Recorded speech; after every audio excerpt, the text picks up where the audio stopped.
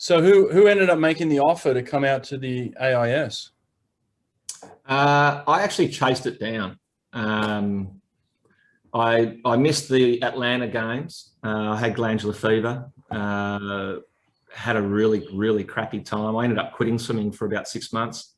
No, mate, you and me both. We got the same stories there. I had glandular fever, missed the team, quit swimming for 6 months. Same thing. So anyway, sorry, keep going. Yeah, no, and what got me back in the pool was my swimming coach Bernie from Perth City. Basically said, "There's a trip to Sweden if you make the short course team, Bill." And I went, "Sweden? I've never been there."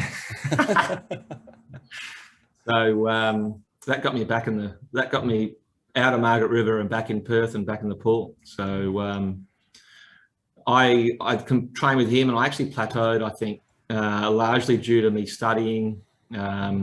I was still being a typical uni student, going out on a Wednesday night, rocking up hungover on Thursday morning, going out Friday night, rocking up Saturday morning hungover, and trying to be serious. And I plateaued. Don Talbot tapped me on the shoulder at the 97 World Short Course. And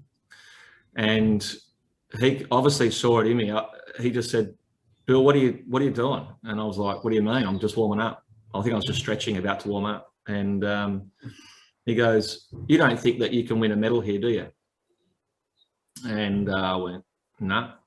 And he's like, "So why are you here?" And I'm like, "It's a really good question. I didn't really have an answer, you know." And he goes, "You're just here participating, aren't you?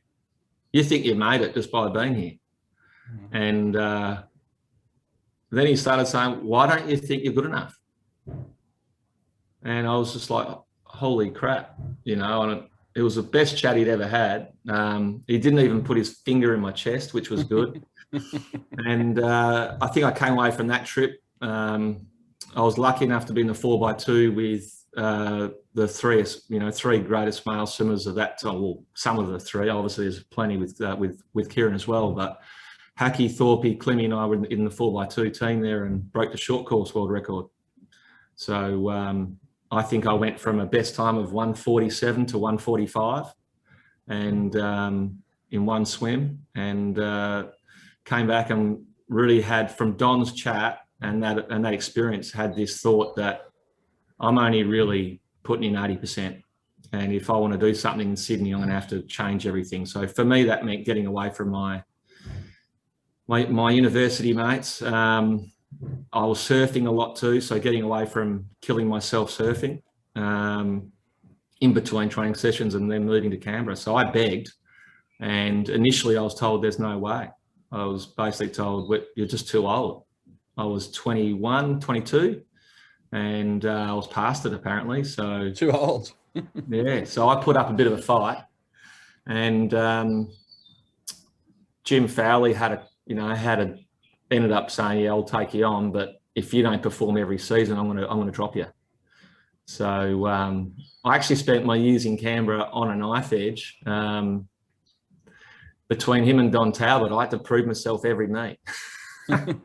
So well, it sounds like you needed that. It worked perfectly, you know. Got a fond story of I was a pretty useless short course swimmer, and I remember Jim Fowley and Don pulled me into the room before a World Cup in Sydney and said, if you don't go, you know, better than 156 for your 200 fly, we're gonna kick you out of the institute.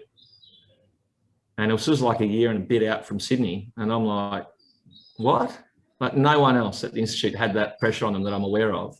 I was in the middle of really hard training, and I remember having a pre-swim dump, sitting in the cubicle, going, "This is so shit. I am going to be kicked out. I feel terrible. I'm going to swim crap."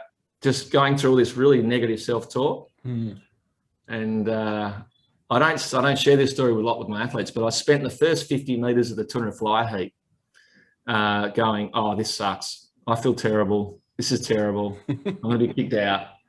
And then I turned at the 75 meter mark, and I was like half a body length in front of everyone. And then I started going, "Oh shit, I'm actually going okay. I'm actually doing all right here. I'm feeling good. I'm feeling strong." You know, I ended up going like 155.